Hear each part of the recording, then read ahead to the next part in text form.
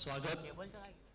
बाळासाहेब ठाकरे राष्ट्रीय स्मारक समितीतर्फे या ठिकाणी जे स्मारकाचं काम चालू आहे, प्रकल्पाचं काम चालू आहे, त्याचा एक आढावा जनतेच्या माहितीसाठी आपल्या मार्फत सादर करण्यात येत आहे.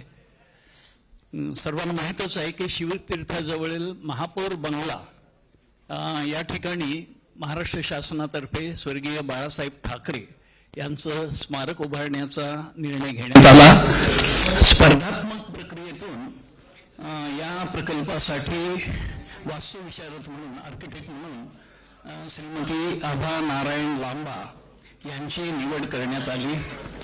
त्याचबरोबर MMRDA यांना प्रकल्पाचे अंमलबजावणी करणारी यंत्रणा म्हणून नियुक्त करण्यात आले.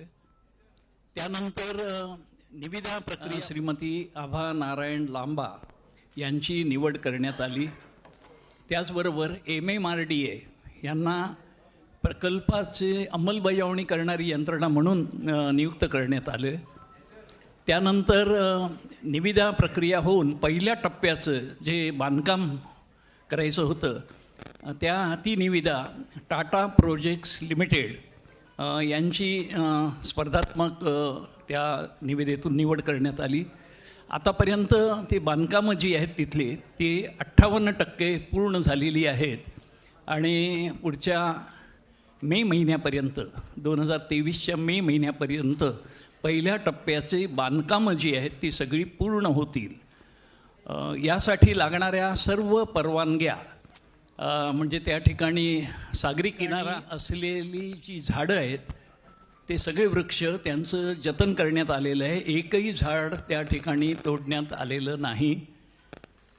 आणि त्याचबरोबर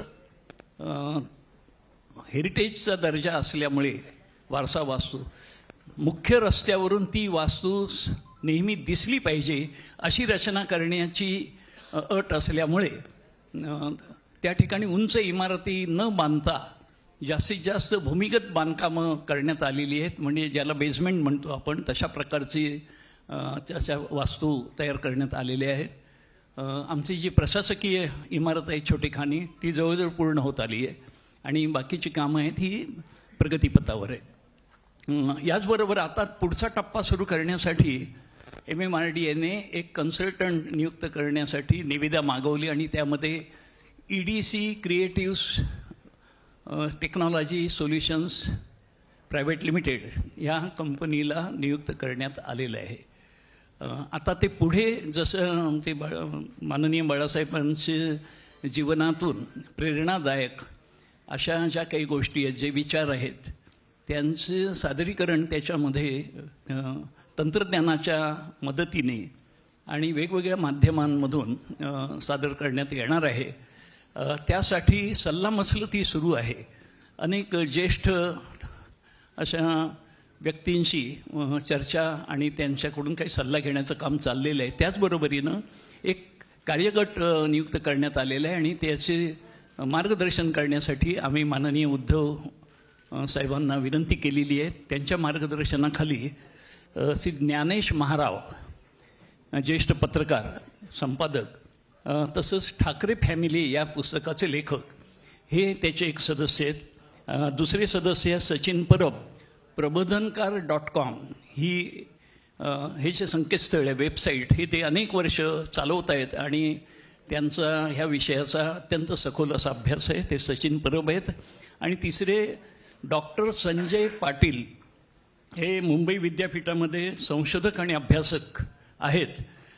त्यांनी PhD सुद्धा केलेली आहे आणि त्या डॉक्टर संजय पाटील, सचिन परब आणि ज्ञानेश महाराव उद्धव बाळासाहेब ठाकरे यांच्या मार्गदर्शनाखाली हा अभ्यास गट संपूर्ण या स्मारकामध्ये बाळासाहेबांचं जीवनपट उलगडून दाखवणारं जे कथानक आहे ते सादर करणं आणि निन्या प्रसंगांची गुंफण करणं अशा प्रकारचं काम ह्या अभ्यास गटाच्या मार्गदर्शनाप्रमाणे केलं जाणार आहे. साधारणपणे हे पुढचं काम आहे ते पूर्ण होऊन मार्च नंतर ह्याचं प्रत्यक्ष काम तिथे सुरू होईल. परंतु 2023च्या अखेरीपर्यंत ह्या स्मारकाचं संपूर्ण काम पूर्ण होऊन ते जनतेसाठी खुलं करावं अशा प्रकारचं नियोजन आहे. हे सगळं होत असताना आम्ही या कार्यक्रमाच्या माध्यमातून आपल्याला आणि सर्व जनतेला, महाराष्ट्रामध्ये असंख्य बाळासाहेबांचे चाहते आहेत, त्या सर्वांना अशी विनंती करतो की त्यांच्यापाशी बाळासाहेबांच्या काही आठवणी असतील, काही छायाचित्र असतील, काही लेख किंवा अशा प्रकारचं साहित्य असलं तर त्यांनी आम्हाला ते साहित्य उपलब्ध करून देऊन, त्या आठवणी उपलब्ध करून देऊन सहकार्य करावं. त्यामुळे हे स्मारक हे अधिक जास्त परिपूर्ण होऊ शकेल. अशा प्रकारची ही प्राथमिक माहिती मी आपल्याला देण्याचा प्रयत्न केलेला आहे. यानंतर मी वास्तुविशारद आभा नारायण लांबा यांना विनंती करतो की त्यांनी या प्रकल्पाचं जो आढावा आहे घ्यायचा त्या दृष्टीने सादरीकरण करावं. आभा लांबा.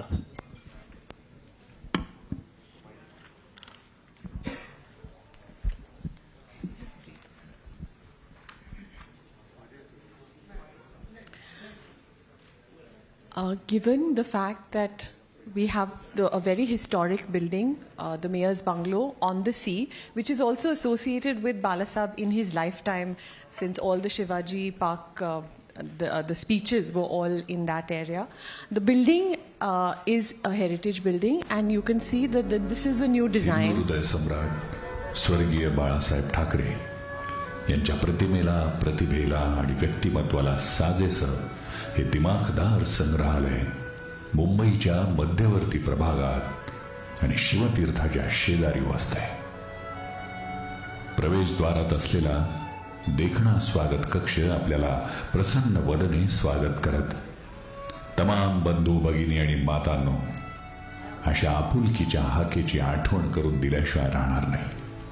आत प्रवेशल्यानंतर भव्य दिव्य आणि प्रसन्न वास्तूचा परिसर आणि अंगणात असलेलं कुंड सदृश्य नितळ शांत पाण्याचं चौसोपी जलाशय लक्ष वेधून घेतं आणि शरीराची व मनाची प्रसन्नता वाढवतं.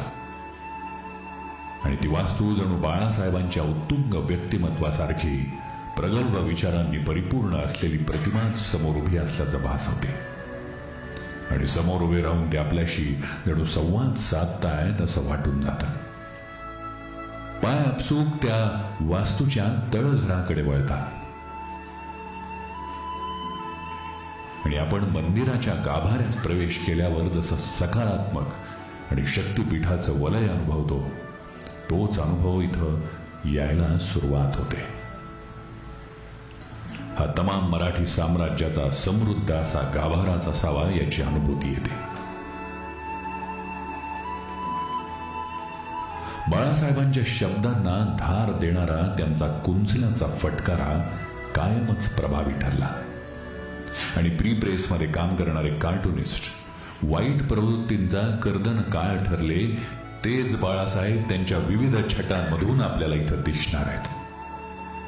जुन्या मात्र चिरतरुण तसबिरीतून बाळासाहेबांच्या झमझमाती प्रवासाची इथली दालनं साक्ष देतील. काही चित्रफिती, काही भास निर्मिती करणारे अद्ययावत तंत्रज्ञान वापरून व्हर्च्युअल रियालिटीद्वारे दिसणारे प्रसंग, बाळासाहेबांच्या व्यक्तिमत्वाला विशद करणारे दृकश्राव्य चित्रपटमय दाखले इथं पर्यटकांना वेगळ्या विश्वात घेऊन जातील. आणि मागील बाजूस भव्य सागरी किनाराची गाज या संग्रहालयाची भव्यता विशद करेल.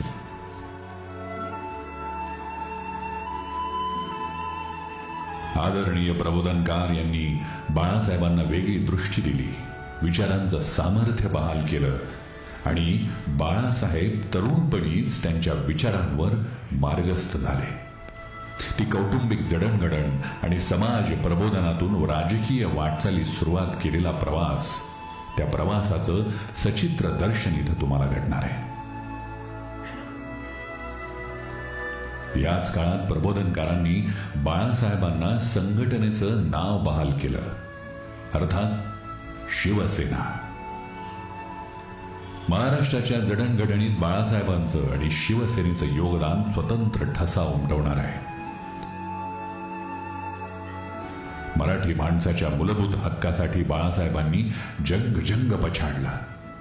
आपला आवाज उठवला आणि तो आवाज पाहता पाहता लोकप्रिय आणि घराघरातला आवडता आवाज ठरला.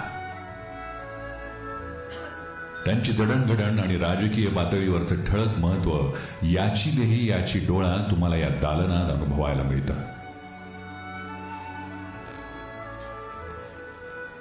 शिवसेना पहिला नगरसेवक, पहिला महापौर, आमदार, खासदार ते शिवसेनेचा मुख्यमंत्री असा झंझावाती प्रवास इथं तुम्हाला बघायला मिळतो.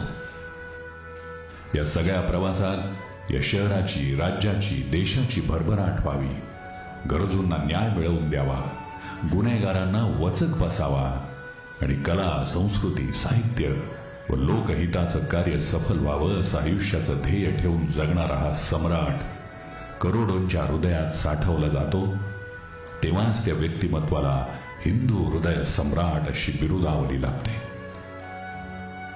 या महापौर बंगल्याच्या वास्तूत फक्त राजकीय व्यक्तीच नाही तर सर्वसामान्यांना सुद्धा प्रवेश मानानं मिळावा हाच या संग्रहालय इथं करण्यामागचा उद्देश. याचं दर्शन हिंदू हृदय सम्राट बाळासाहेब ठाकरे यांच्या शेवटच्या प्रवासात ठळकपणे दिसलं. त्या आठवणींचा कक्ष तुम्हाला आणखी गर्भ श्रीमंत आणि भावना समृद्ध करतो. संग्रहालयाच्या मुख्य दालनातून बाहेर आल्यानंतर मागील बाजूस असलेला अथांग समुद्र तुम्हाला पुनश्च बाळासाहेबांच्या व्यक्तिमत्वाच्या विशालतेचा प्रत्यय देतो. बाहेर आल्यानंतर चविष्ट खाण्यापिण्याची व्यवस्था असलेले कॅफेटेरिया तुम्हाला त्या संपूर्ण संग्रहालयाचं नयनरम्य दृश्य अनुभवण्यास प्रोत्साहित करतात आणि खऱ्या अर्थानं तुम्ही या बुलंद व्यक्तीच्या आयुष्यपटाचा प्रभाव हृदयात साठवून बाहेर पडला. हेच खऱ्या अर्थानं हिंदू हृदय सम्राट बाळासाहेब ठाकरे राष्ट्रीय स्मारकाचं खरं वैशिष्ट्य. जय हिंद, जय Maharashtra.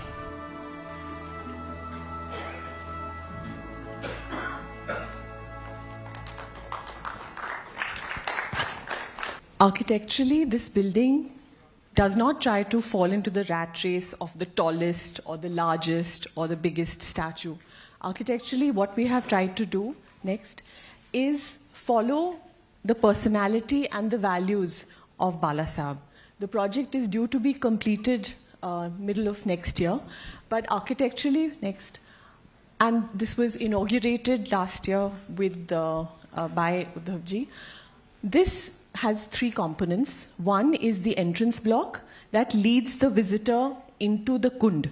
The idea of a kund is that people who have great devotion and respect for Balasaheb can actually walk towards the center of the earth, and the building and the museum is really in like a garbhagriha, in the garbh of the bhumi with which he was so closely affiliated.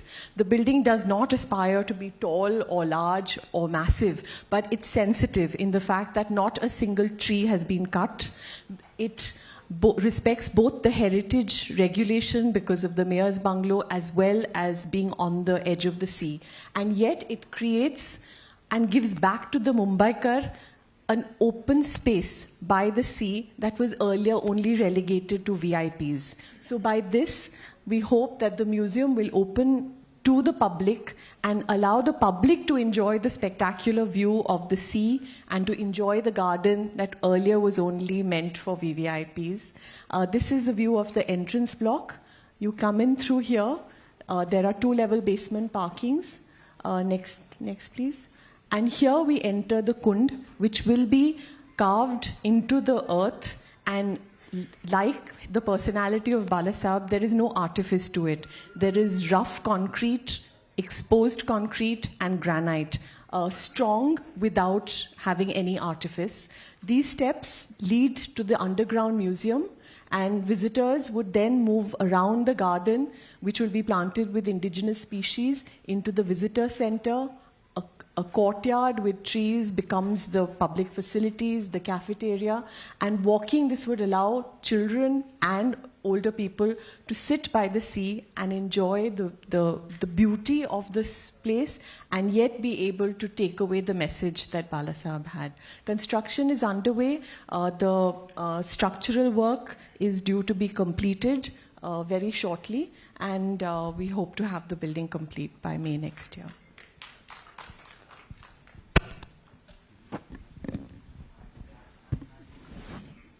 या ठिकाणी आमच्या स्मारक समितीचे मार्गदर्शक उद्धव साहेब, त्याचप्रमाणे समितीचे अध्यक्ष आदित्य ठाकरे हे सुद्धा आहेत. मी माननीय उद्धवजींना त्यांचं मनोगत व्यक्त करण्याची विनंती करतो.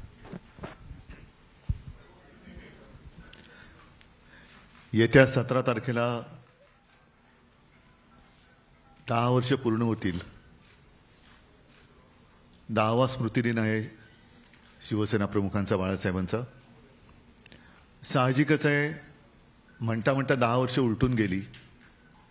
स्मारकाचा विषय मध्ये मध्ये चर्चेला येतो. नेमकं स्मारक कधी होतंय, नेमकं स्मारक कसं होणार आहे, याबद्दल अनेकांच्या मनामध्ये कुतूहल आहे. आणि म्हणून आज एका अशा टप्प्यावरती आपल्या सर्वांच्या माध्यमातून जनतेला माहिती मिळावी, हा आजच्या आपल्या भेटीमागचा उद्देश आहे. आत्ता आपण प्रेझेंटेशन पाहिलं. हे प्रेझेंटेशन एक ज्याला बेसिक म्हणतो आपण, अशा स्वरूपाचं ते प्रेझेंटेशन आहे. नेमकं तिथे आणखीन ज्या काही गोष्टी आपण करणार आहोत त्या सर्व करण्यासाठी आपल्या सगळ्यांची मदत आणि सहकार्य हे अपेक्षित आहे. कारण गेल्या 2-4 वर्षामध्ये अनेक बैठका आम्ही घेतल्या. अनेक काही प्रसिद्ध व्यक्ती ज्या म्युझियमच्या बाबतीमध्ये काम करत आहेत त्यांच्याबरोबर चर्चा झाली. टेक्नॉलॉजी कोणती असावी, माध्यमं कोणती असायला पाहिजे, नेमकं ज्याला आपण मुद्दे म्हणतो ते काय असायला पाहिजेत. कारण शिवसेना प्रमुखांनी अनेक भाषणं दिली. ती भाषणं केवळ द्यायची म्हणून दिलेली नाहीत, तर जनतेमध्ये एक जागृती येण्यासाठी आणि महाराष्ट्राला, हिंदुस्थानला काहीतरी देणारी ती भाषणं आहेत. अनेक जण मला विचारतात की इथे पुतळा कुठे असेल. मी त्यांना सांगतो की इकडे पुतळाच नसेल. त्याला म्हणजे काय, त्यांना मी सांगतो की माझी जी कल्पना आहे, पुतळा म्हणजे स्मारक नाही. तसंच हे नुसतं एक संग्रहालय नाही आहे की नुसते फोटो आणून चिकटवले, त्यांची कार्टून्स आणून चिकटवली, आमच्याकडे ज्या काही बाळासाहेबांच्या वस्तू आहेत त्या आणून ठेवल्या म्हणजे संग्रहालय. ते संग्रहालय होतं. हे म्युझियम म्हणजे स्फूर्तीस्थान असणार आहे, प्रेरणा देणारं स्थान असणार आहे. शिवसेना प्रमुखाने आयुष्यभर जे कार्य केलं तेच कार्य हे त्यांचं स्फूर्तीस्थान पुढचे अनेक वर्ष करणार आहे. आणि म्हणून आज आपण नेमके कुठे आहोत याचं कारण काहीसा जो एक स्फूर्तीस्थान असणार आहे, प्रेरणा देणारं स्थान असणार आहे. शिवसेना प्रमुखाने आयुष्यभर जे कार्य केलं तेच कार्य हे त्यांचं स्फूर्तीस्थान पुढचे अनेक वर्ष करणार आहे. आणि म्हणून आज आपण नेमके कुठे आहोत याचं कारण काहीसा जो एक लोकांना वाटतं की वेळ लागतो आहे, तो वेळ एवढ्यासाठी आहे. एक तर ती जागा अशी आहे की तिथे महापौर बंगला, ज्याचा उल्लेख सुभाष देसाई साहेबांनी केला की वारसा वास्तू किंवा हेरिटेज वास्तू आहे. या हेरिटेज वास्तूबद्दल काही नियम आहेत. त्या वास्तूच्या मध्ये, म्हणजे ज्याला लाईन ऑफ साईट म्हणतो, मध्ये एकही असं बांधकाम येता कामा नये. त्याच्यानंतर त्या वास्तूला सुद्धा आम्ही कुठेही धक्का पोचला असं काही काम करत नाही आहोत. जागा आहे, पण जागा आहे म्हटल्यानंतर पुन्हा CRZचा कायदा आहे. आणि ह्या सगळ्या गोष्टीचा अभ्यास करून मग जी जागा उपलब्ध करायची आहे या प्रेरणास्थानासाठी ती जमिनीखाली आपण केलेली आहे. आता जमिनीखाली करताना बाजूला समुद्र आहे आणि समुद्राचा जोर रेटा एवढा प्रचंड असतो याची तुम्हाला कल्पना आहे. तर त्या समुद्राच्या पाण्यापासून आणि त्या दाबापासून एक संरक्षक भिंत म्हणा किंवा त्या संग्रहालयाला काही धोका पोचणार नाही अशा पद्धतीने दक्षता घेऊन हे बांधकाम करावं लागतंय. आणि मग भूमिगत ते बांधकाम केल्यानंतर येण्या जाण्याचा एक मार्ग तो सुद्धा सहज साध्य असला पाहिजे. आणि मला खरंच आबाजी आपको धन्यवाद देना चाहता हूं, कारण ज्या काही सुरुवातीला आपण एक स्पर्धा घेतली ज्याचाही उल्लेख देसाई साहेबांनी केला, त्याच्यामध्ये आबाजीने जे काही प्रेझेंटेशन केलं ते आम्हाला सर्वांना, सर्व कमिटीला सर्वोत्तम वाटलं, म्हणून ते काम त्यांच्याकडे सोपवण्यात आलेलं आहे.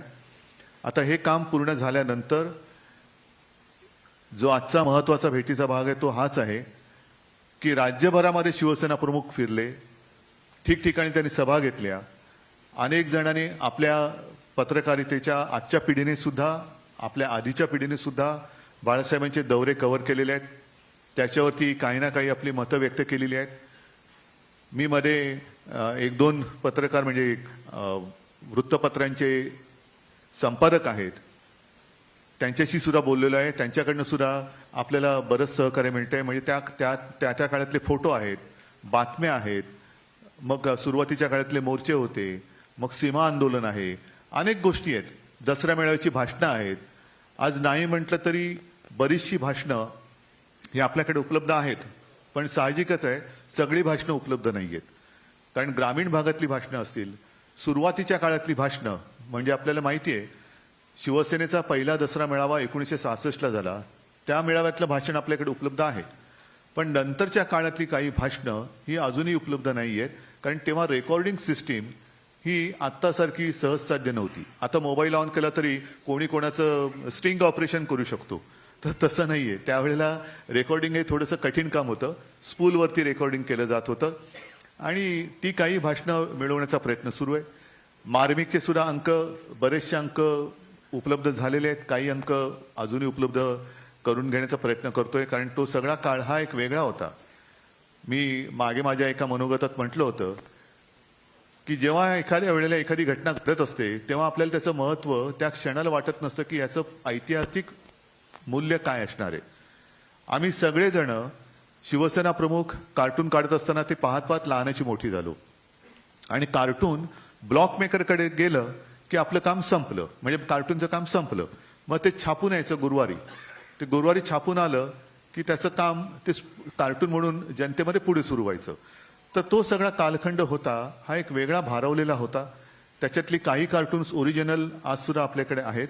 पण मार्मिकचे सगळे अंक आम्ही प्रयत्न करतो, बरेचसे अंक मिळाले. त्याच्यातून ते फटकार हे पुस्तक स्वतः शिवसेना प्रमुखांच्या देखरेखीखाली आपण प्रसिद्ध करू शकलो, याचं मला एक खूप समाधान आहे. त्यांनी काही काही व्यंगचित्र निवडली, ती त्या फटकारे पुस्तकात आली. अजूनही बरीचशी व्यंगचित्र ही आहेत आणि ती संदर्भ त्याचा व्यवस्थित घेऊन मग ह्या संग्रहालयामध्ये किंवा प्रेरणास्थानामध्ये ही आपण लोकांना दाखवणार आहोत. भाषणं उपलब्ध असतील, काही व्हिडिओ उपलब्ध आहेत, त्याच्यानंतर काही जणांच्या आठवणी आहेत, अनेकांनी व्यक्त केलेली त्यांची मतं आहेत.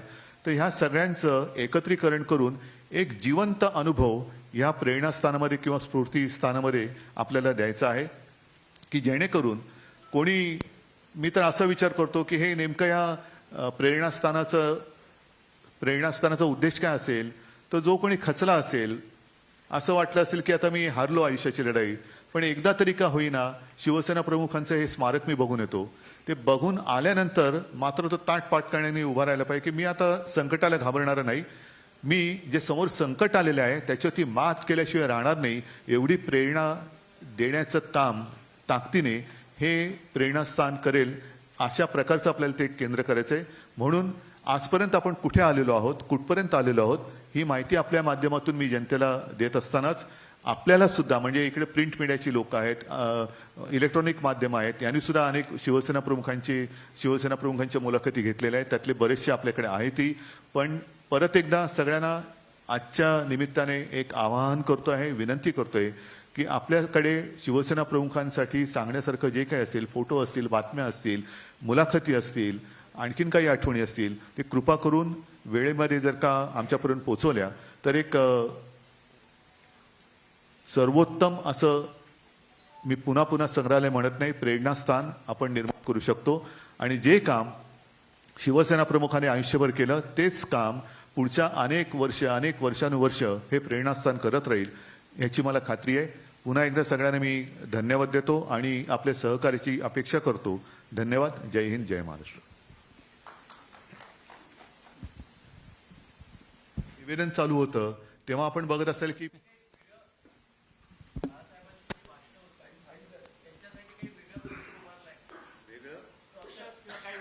योजना आहे का? मी तुम्हाला आधीच सांगितलं ना की ही एक ढोबळमानाने तुम्हाला मांडणी दाखवली. कारण ज्या वेळेला निवेदन चालू होतं तेव्हा आपण बघत असाल की भिंती रिकामी आहेत, मोजकेच फोटो आहेत. हे म्हणजे स्मारक, अंतिम स्मारक नाहीये. त्याच्यात काय काय होणार आहे हे एक दाखवण्याचा आजचा हा प्रयत्न आहे. आत्ता जे काय दाखवलं हे स्मारक असंच होणार आहे असं नाहीये. याच्यामध्ये ऑडिओ व्हिज्युअल सगळं मी म्हटलं ना जिवंत अनुभव असेल. फक्त आत्ता तुम्ही असं म्हणा की स्पेस मॅनेजमेंट, एक मांडणी कशी झालेली आहे आणि त्या सगळ्या भिंती रिकाम्या आहेत, त्या रिकाम्या भिंती बोलायला लागतील. त्याच्यानंतर प्रत्येक आमचं तर मत असं आहे की लँडस्केपमध्ये सुद्धा बाळासाहेब दिसले पाहिजेत. अशा प्रकारचं ते असणार आहे. साहजिकच आहे, हे खूप विचारपूर्वक आणि खूप जणांशी चर्चा करून करून करून आपण ठरवतोय. आणि म्हणून एक सुद्धा गोष्ट अशी राहू नये की ती दाखवायची राहून गेली. तर आज मी तुम्हाला पुन्हा एक, बरं झालं तुम्ही हा प्रश्न विचारला, कारण अनेकांना असं वाटेल आणि आपल्या माध्यमातून जी जनता बघत असेल त्यांना वाटत असेल हे काय, हे स्मारक एवढंच आहे. असं नाहीये. हे एक तुम्हाला स्पेस मॅनेजमेंट म्हणजे साधारणतः तिकडे आपण कशी जागा निर्माण केलेली आहे ती निर्माण झालेली जागा दाखवते. आता ती एक पोकळी आहे, ती पोकळी आपल्याला भरायची आहे. मग त्याच्यामध्ये ॲडव्हान्स टेक्नॉलॉजी येईल, ऑडिओ व्हिज्युअल सगळे येतील, भाषणं ऑडिओ सुद्धा येतील, काही भाषणं व्हिडिओ आपल्याकडे आहेत ते येतील. आणखीन त्याच्यात होलोग्राम वगैरे आणखीन काय करता येईल का, ह्या सगळ्या गोष्टीवरती काम सुरू आहे. साहेब, आवश्यक असेल तिकडे शिल्पकला पण येईल. म्हणजे मी आत्ता जो तुम्हाला सांगितलं की पुतळा नसेल, कदाचित वाटलं की अरे नाही ह्या प्रकारचा पुतळा असावा, येऊ शकतो. पण आत्ता पुतळ्यावरती फोकस नाही करत आहोत, कारण एकदा पुतळा केला की बाकीच्या गोष्टी थोड्याशा बाजूला पडतात. साहेब, अत्याधुनिक तंत्रज्ञानाचा वापर या स्मारक निर्माण करण्यामध्ये करण्यात येणार आहे. स्वतः शिवसेना प्रमुख बाळासाहेब ठाकरे हे भाषण करताना ते दिसतील का? असं एक ॲग्मॉन्टेड जे तंत्रज्ञान आहे त्याचा वापर केला जाईल का? म्हणजे शिवसैनिक जे येतील स्मारक पाहायला त्यांना स्वतः बाळासाहेबांचं भाषण जे आहे ते पाहता येईल आणि ऐकता येईल. हो, ऐकायला येणारच ना. म्हणून मी तुम्हाला काय म्हटलं, याच्यासाठी काही इतर ठिकाणी जगामध्ये सुद्धा इतर काही स्मारकं आहेत, त्यांचं सुद्धा एक ऑनलाईन अभ्यास आमचा सुरू आहे. कारण प्रत्येक ठिकाणी फिरणं हे काही कठीण आहे. तर कुठे ऑडिओ ऐकायला येईल, कुठे व्हिडिओ आपल्याला बघायला मिळेल. काय एवढं केल्यानंतर बाळासाहेबांच्या भाषणामधली काही वाक्य ही हायलाईट केली जातील. त्याच्यानंतर सगळी भाषणं ही जो अभ्यासक असेल किंवा ज्याला कोणाला इंटरेस्ट असेल त्याला ऐकण्यासाठी सगळीच्या सगळी भाषणं उपलब्ध असतील. व्हिडिओ असतील ते सगळी भाषणं व्हिडिओ रूपामध्ये पाहायला उपलब्ध असतील. तर असं सगळं ते पुढे, आता ह्याच्या पुढे बघा, टेक्नॉलॉजी आता माझ्यासमोर दुय्यम विचार आहे. कारण मूळ गाभा, त्या टेक्नॉलॉजीनी मूळ जो गाभा आहे तो मारता कामा नये. त्याच्यामुळे टेक्नॉलॉजी किती वापरायची हा सुद्धा एक महत्वाचा मुद्दा आम्ही नंतर विचार करणार आहोत. की असं नको व्हायला की हे टेक्नॉलॉजीचं म्युझियम झालं, कारण टेक्नॉलॉजी दर दिवसांनी पुढे जाते.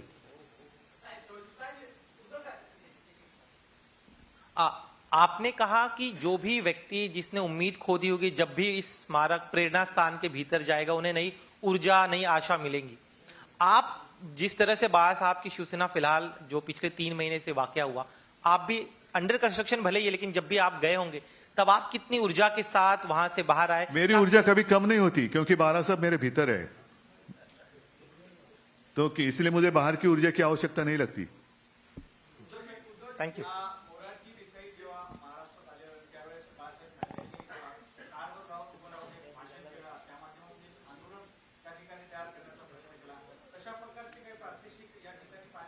का आंदोलनाची का मारामाऱ्या?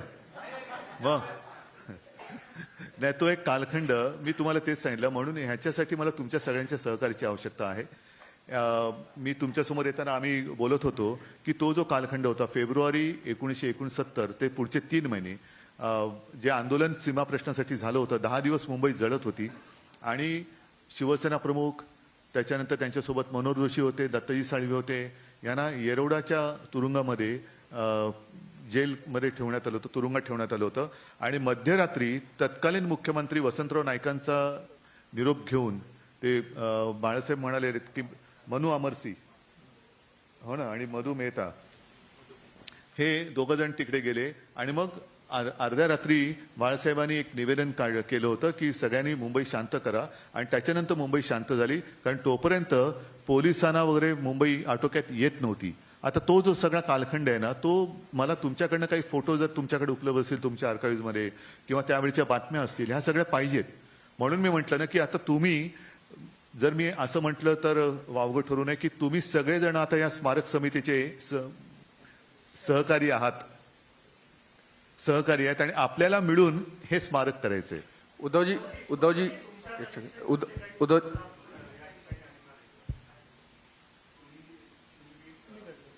मी काढलेले जर आवश्यक असेल तर जरूर असतील. केवळ मी काढलेत म्हणून तिकडे असणार नाही, तर मी काढलेले जर आवश्यक असतील तर जरूर असतील. जे आवश्यक असेल ते असेल. उद्धव जी, दो चीजें हैं. पहला तो होलोग्राम में बाला साहब को जो लोग पहले से जो जानते हैं या जो नई पीढ़ी जानना चाहती है, कई बार उनको सामने से देखना चाहती है या उनके बातचीत करने के जो विजुअल्स है, ऑडियो विजुअल्स तो ठीक है, लेकिन होलोग्राम के जरिए सामने बाला साहब बात कर रहे हैं, इस तरीके की टेक्नोलॉजी को क्या उसमें लाया जाएगा? पहला नहीं, इसलिए मैंने कहा ना कि टेक्नोलॉजी मेरे लिए इतनी टेक्नोलॉजी इसके ऊपर हावी नहीं होनी चाहिए. टेक्नोलॉजी हावी नहीं होनी चाहिए. और ये भी देखने की आवश्यकता है कि होलोग्राम, क्योंकि अब जो हमारे हाथ में उपलब्ध बाला साहब जी के फोटो है या भाषण है, उसके ऊपर से होलोग्राम ठीक तरीके से बन सकता है क्या, वो भी एक देखने की आवश्यकता है. अदरवाइज ऐसे हो जाएगा कि कुछ भी दिखाना है इसलिए आपने दिखा दिया, वैसे नहीं चाहता हूं मैं. दूसरा ये सवाल है कि 92-93 में जब मुंबई में दंगे हुए थे, बाला साहब ने उस समय में किस तरीके से उस पूरे दंगों पर कंट्रोल किया, या मैं एक सरकार बात की बताऊं तरफ से आपको, जो मदद हुई? ये जो सारे आपके मन में आज प्रश्न है, इसका मतलब आप वो वहां देखना चाहते हैं. बराबर है. तो जैसे आपने पूछा तो ये सारी चीजें मैं आपको एक रिक्वेस्ट करता हूं कि आपके माध्यम से आपके क्या कहूं मैं, इलेक्ट्रॉनिक माध्यम असतील किंवा आपले प्रिंट मीडिया, आपके ऑफिस में, आपके आर्काइव्स में जो भी कुछ चीजें होंगी आप कृपा कर लाके दीजिए. उद्धव साहेब, हे सगळे प्रश्न झाले, एक राजकीय प्रश्न विचारायचा होता. काल राष्ट्रवादीच्या अनेक नेत्यांनी त्याला उत्तर ते दिले होते. स्मारकात नाहीये. आज हा, सर, स्मारकाची म्हणजे देसाई साहेबांनी सांगितलं अजय विचारा ना. तुमचा सहभाग मोठा असणार आहे. बरं बोला.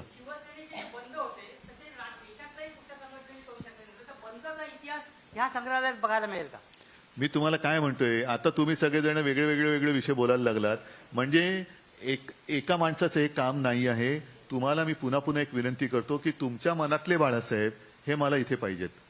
आणि म्हणून तुम्ही आता एक बंदचा विषय घेतला. तुम्ही 1969च्या सीमा आंदोलनाचा घेतला, त्याने 92-93चा घेतला, आणखीन कुठला असेल.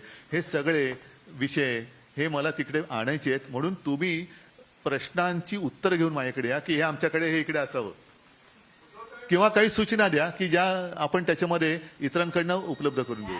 खटले जे होते म्हणजे हिंदुत्वाच्या प्रश्नावर नाही, आता बाबरी मशिदीचा खटला, त्यानिमित्ताने बाळासाहेब अयोध्येला एकदा गेले होते कोर्टामध्ये, आपल्या लखनौला गेले होते.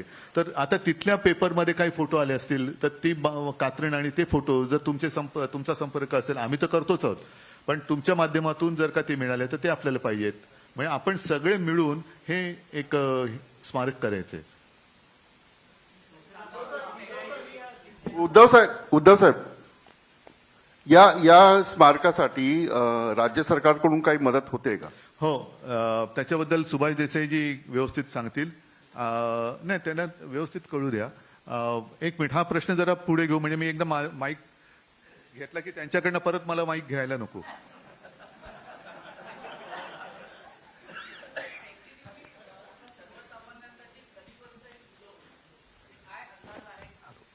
आत्ताच्या प्रथेप्रमाणे उत्तर दिलं तर लवकरात लवकर. नहीं, असं नाहीये. ऐका, सांगतो. साधारणतः ये काम कब तक पूरा हो जाएगा, ये अपना कंस्ट्रक्शन का? या येत्या म्हणजे पुढच्या मे पर्यंत बांधकाम पूर्ण होईल. पण तोपर्यंत माझी अशी इच्छा आणि अपेक्षा आहे की आपल्याकडे तिकडे डिस्प्ले आणि कशा पद्धतीने करायचे, कोणते मुद्दे आले पाहिजेत, ह्याची आत्तापासून जर का आपण तयारी केली तर टेक्नॉलॉजी नीट ठरवता येईल. आणि मग कन्स्ट्रक्शन करतानाच काय वायरिंग वगैरे जे काय करणं गरजेचं आहे ते करायचे. कारण एकदा कन्स्ट्रक्शन झाल्यानंतर त्याच्यामध्ये शक्यतो तोडफोड होऊ नये म्हणून लाइटिंग कसं असायला पाहिजे, प्रेझेंटेशन ऑडिओ सिस्टीम कुठे असायला पाहिजे, व्हिडिओ सिस्टीम कुठे असायला पाहिजे, मग कॅमेरा किंवा प्रोजेक्टर कुठे आतमध्ये ठेवता येईल, ह्या सगळ्या गोष्टी ठरवायच्या असतील तर हे सगळं आपल्याला साधन सामुग्री आहे ती लवकरात लवकर आपल्या हातात पाहिजे.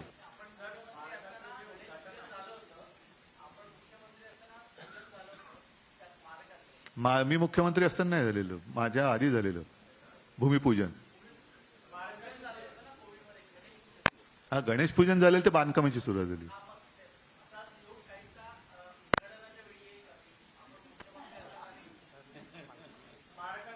उद्धव साहेब आधी थांबा ना, तुम्ही आधी पुढे धावण्याच्या आधी मी सांगते तर आणून द्या ना मला. उद्धव साहेब आपण एक म्हणालात की या स्मारकामध्ये पहिला नगरसेवक असेल, पहिला आमदार असेल. ऐका हो एक मिनिट, ह्या ह्याच्यामध्ये एकूण शिवसेनेची वाटचाल असणार आहे, जी जशी झाली तशी असेल. माझा पुढचा प्रश्न असा आहे की शिवसेनेचे सर्व मुख्यमंत्री त्या ठिकाणी शिवसेनेचेच सर्व मुख्यमंत्री असतील, शिवसेनेचं नाव घेऊन तोतेगिरी करणारे नसतील.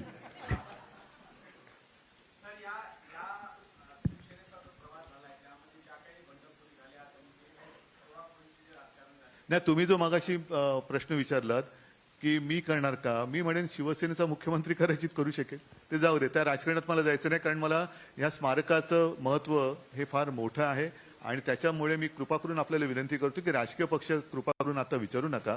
आपण या स्मारकासाठी मी तुम्हाला सांगितलं की तुमच्या सगळ्यांकडे मी सहकारी म्हणून बघतोय. ना माझ्याकडचे सगळे प्रश्न झाले.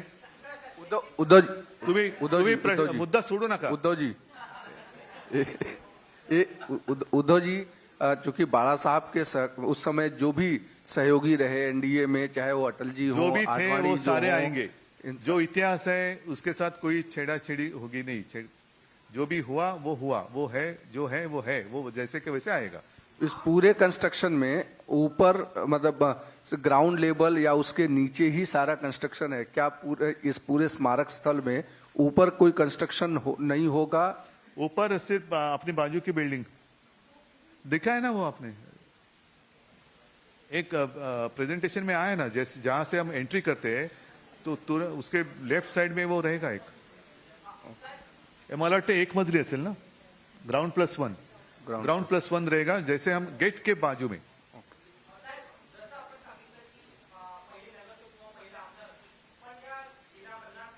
सांगता येत नाही तोपर्यंत पहिला पंतप्रधानही असेल.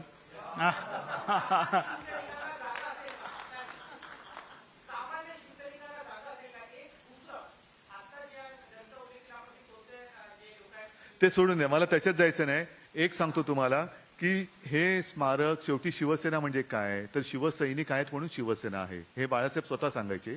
त्याच्यामुळे हे शिवसैनिकांचंच असणार आहे आणि सर्वसामान्य शिवसैनिक आणि सर्वसामान्य जनता. म्हणून मी तुम्हाला पुन्हा सांगतो, जे कार्य शिवसेना प्रमुखांनी आपल्या आयुष्यभर केलं तेच कार्य हे केंद्र जे आहे, स्फूर्ती केंद्र, हे पुढच्या पिढ्यांसाठी करेल.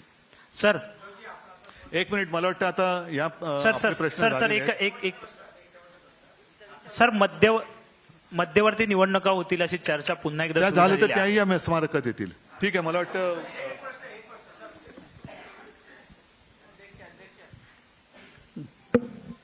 नाही, आपल्याला ह्या स्मारकाच्या कामासाठी शासनाचं सहकार्य असा आपला प्रश्न होता. शासनाचं पूर्ण सहकार्य या स्मारकासाठी होत आहे. किंबहुना ह्या स्मारक उभारण्याची संपूर्ण कल्पना ही राज्य शासनातर्फेच अंमलात येत आहे. राज्य शासनानं याला लागणारा निधी मंजूर केलेला आहे. त्याला अंमलबजावणी करणारी यंत्रणा म्हणून MMRDA नियुक्त केलं आहे आणि MMRDA आता पुढचे सगळ्या गोष्टी आहेत ते करत आहे. टेंडर काढणं, कामाचे कार्यादेश देणं, कामावर लक्ष ठेवून ते पूर्ण करणं, त्याच्यावर देखरेख ठेवणं, ही सगळी कामं आता अंमलबजावणी यंत्रणा म्हणून MMRDA करत आहे आणि जे काही वेळापत्रक ठरवलंय त्याप्रमाणे ती सगळी कामं पूर्ण होतात. आता हा पहिला बांधकामाचा टप्पा या एप्रिल-मे महिन्यात पूर्ण होऊन त्याच्यापूर्वीच आतमध्ये जी काही मांडणी करायची आहे, जे स्मारक खऱ्या अर्थानं जे सादर करायचं आहे त्याचं काम सुरू होईल आणि आमच्या डोळ्यासमोर साधारण मार्च अखेर 2023च्या वर्षाच्या शेवटापर्यंत पुष्कळचं काम हे पूर्ण होईल अशी अपेक्षा आहे आणि त्यानंतर ते जनतेसाठी खुलं होईल. त्यामुळे संबंध आतापर्यंतची वाटचाल खरं तर जेव्हा बांधकाम हे सुरू झालं त्यानंतर कोविडचा प्रादुर्भाव होता मोठ्या प्रमाणावर. त्यानंतर आता यावेळीचा पाऊससुद्धा खूपच झाला आणि अतिवृष्टीमुळे काही दिवस काम बंद ठेवावं लागतं. ह्या अडचणी असतानासुद्धा बऱ्यापैकी वेग ठेवण्यात आलेला आहे आणि वेळेपूर्वीच किंवा वेळेनुसार हे काम आता पूर्ण होतंय. कुठलीही अडचण अडथळा नाही. सर्व परवानग्यासुद्धा याला मिळालेल्या आहेत. ऐतिहासिक वास्तूला हात न लावता स्मारकाचं बांधकाम होईल असं उद्धव ठाकरे यांनी म्हटलंय. बाळासाहेब ठाकरे यांचं हे स्मारक केवळ स्मारक नसेल तर स्मृतिस्थान असेल असंही उद्धव ठाकरे यांनी म्हटलंय.